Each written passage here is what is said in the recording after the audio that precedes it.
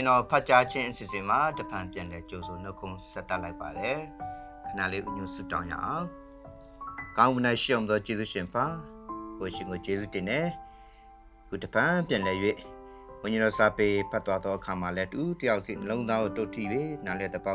က်ချင်းနဲ့အတူမိတို့ရဲ့တက်တာကိုရှင်နဲ့အတူရှောက်လွှမ်းနိုင်ခွင့်ကိုပေးတော်မူပါဤစီတစ်ခုလုံးကိုရှင်လက်တော်မှာအနန္တပါယေရှုခရစ်တော်၏နာမအပြင်ဆုတောင်းဆက်ကပ်ပါ၏ပါအာမင်ကျွန်တော်တို့ဒီကနေ့ဇွန်လ19ရက်ဖတ်သွားမယ်ဝိညာဉ်တော်စာပေအကြောင်းအရာလေးကတော့ကျွန်တော်တို့တွဲ1စာမျက်နှာ45နဲ့46ဖြစ်ပါတယ်သင်ခန်းစာအခန်းကြီးကတော့အခန်းကြီး9ရောက်ရှိပြီဖြစ်ပါတယ်စက္ကပ်အနက်ချင်းအကြောင်းဖြစ်ပါတယ်ရှင်လုကာခရစ်ဝင်အခန်းကြီး1အပိုင်း21မှ23ကိုအခြေပြုထားခြင်းဖြစ်ပါတယ်ခရစ်တော်ကိုဖွားမြင်ပြီးရက်ပေါင်း40လောက်ကြာပြီးနောက်ကိုရောရှင်အားထာဝရဘုရားထံဆက်ကပ်ရန်ပူဇော်တကာများကိုပေးလူရန်ယောသနှင့်မာရိတို့သည်သူငယ်တော်ယေရှုကိုယေရုရှလင်မြို့သို့ခေါ်ဆောင်ခဲ့ပါသည်ထိုကဲ့သို့လှုပ်ဆောင်ခြင်းသည်ယူဒဘာသာဝင်များတို့၏ဥပဒေစည်းမျဉ်းများအရာလှုပ်ဆောင်ခြင်းဖြစ်ပြီးလူသားများကိုစားအစားထိုးခြင်းခံရသည့်ပုဂ္ဂိုလ်တူဦးအနေဖြင့်တရားတော်နှင့်တိတိကျကျစစ်ဆက်လိုက်လျောညီထွေအောင်လှုပ်ဆောင်ခြင်းဖြစ်ပါသည်ထာဝရဘုရား၏ပညတ်တော်များကိုနားထောင်ခြင်းအတွက်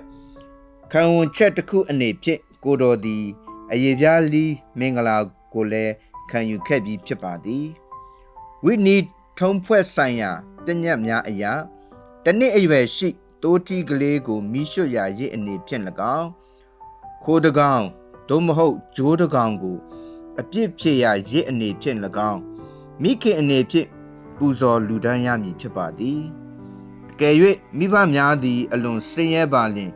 သိုးငယ်အစားခိုးသို့မဟုတ်ဂျိုးတစ်စုံကိုယူလာ၍တကောင်ကိုမိရှုရာရစ်အတွက်၎င်းကြံတကောင်ကိုအပြစ်ဖြစ်ရာရစ်အတွက်၎င်းပူဇော်ရန်ဝိနီးထုံးဖွဲ့ဆိုင်ရာပညတ်များကခွင့်ပြုထားပါသည်ထာဝရဘုရားအားလူဒန်းသောပူဇော်တကာများသည်အပြစ်အနာအဆာနှင့်ကင်းစင်ရမည်ဖြစ်ပါသည်ဤပူဇော်တကာရများသည်ခရစ်တော်ကိုကိုးစားပြုထားပြီး၎င်းအရာများအားဖြင့်ခရစ်တော်ယေရှုကိုယ်တိုင်ကိုယ်ခန္ဓာချွတ်တဲ့မှုများနှင့်ကင်းလွတ်ကြောင်းထင်ရှားစေပါသည်ကိုတော်သည်အဘယ်အပြစ်များမရှိအညစ်အကြေးနှင့်ကင်းစင်သောသိုးတငယ်ဖြစ်တော်မူ၏တစ်ပေတစ်အငယ်19ကိုတော်ဤကိုခန္ဓာအစိတ်အပိုင်းတွင်မြည်သည့်ချွတ်ယွင်းမှုမြမရှိပါခန္ဓာကိုယ်သည်ကျမ်းမာတန်ဆွမ်းနေပါသည်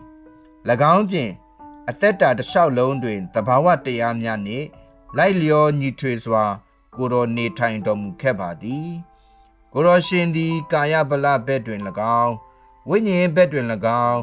ပညတ်တော်များကိုလိုက်နာစောင့်ရှောက်ခြင်းအပြင်ရရှိနိုင်မည်လူသားများအပေါ်ဘုရားသခင်မျှော်မှန်းထားသည့်အသက်တာပုံစံနမူနာတစ်ခုဖြစ်ခဲ့ပါသည်သားဦးကိုစက္ကပ်အနံ့ချင်းတလေသည်အလွန်ရှေးကြသောအချိန်များမှအစပြိုးခဲ့ပါသည်ဘုရားသခင်သည်အပြစ်သားများကိုကယ်တင်ရန်ကောင်းကင်သားဦးတည်ဟုသော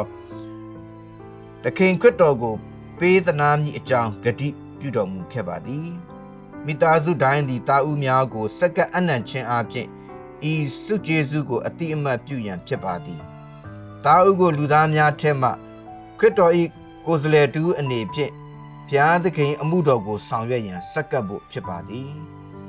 ဤသေလများအားအဂတု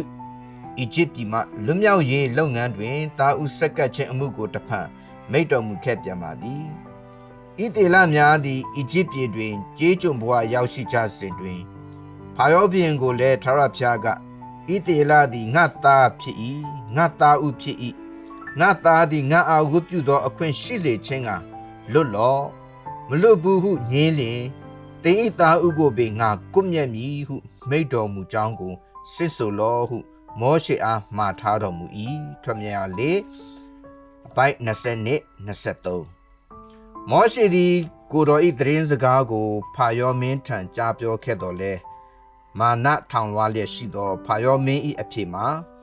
ထာဝရဘုရား၏စကားကိုနားထောင်၍ဣသေလအမျိုးသားတို့ကိုငါလွတ်စေခြင်းက ထိုဖျားကအဘယ်သူနီထာဝရဖျားကိုငါမသိဣသလအမျိုးသားကိုငါမလွတ်ဟုဆိုလေ၏ခမည်းငါအပိုက်နှစ်ဖြစ်ပါတယ်ကျမ်းနာသောသူများအားလုံးပေါ်မှာဖဖျားရှင်ရဲ့ဝိညာဉ်တော်ပဲ့တင်ခြင်းနဲ့အတူဖျားရှင်ရဲ့ကြွားသောကောင်းခြင်းမင်္ဂလာကိုရရှိခံစားနိုင်မှုစုံကောင်းတောင်းပေးပါလေအာမင်